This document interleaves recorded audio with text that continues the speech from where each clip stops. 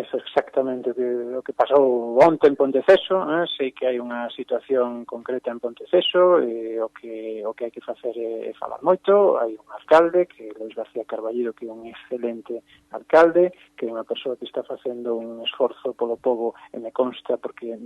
antes falábamos do Congreso, bueno, pois cando eu estaba no Congreso, e antes de estar no Congreso, pois Lois estaba sempre pendente dos temas de Ponteceso, dun xeito que bueno, que podría dicir que case non hai ningún alcalde que o supere no interés, na persistencia polos temas do seu concello. Se ten que mover, ir ao fin do mundo para interesarse por un tema do concello, móvese. A partir de aí, bueno, pois pode haber unha situación concreta con algúns concelleiros, eu espero que eso se arranxe, que se pacifique calquera discrepancia que poda existir, e que todo o mundo se sente.